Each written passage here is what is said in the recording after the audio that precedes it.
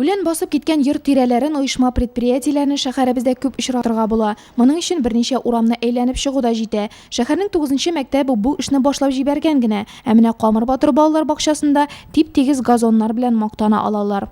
Мы следим за территорией, чтобы трава была скошена лишь. Без территорияны тәртиптә тотабыз, үләннәрне чаптырып, чәчәкләр, агачларны карап торабыз. Һәр тәрбияче, һәр хезмәткәр чисталык өчен җаваплы. Шәһәрнең үзәк урамнарының берсе булган Совет урамы да гел итеп тора.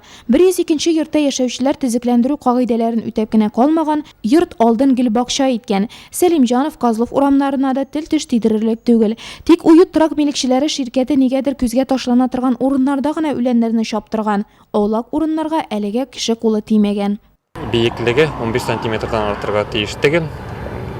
Мөрәҗәгать итәбез организацияләргә, предприятиеләргә, частный лицаларга оештырырга бу чабуларны шул үзәк штатларны һәм әгәр чапмаган очракта безнең карлыган инде административный ответственность.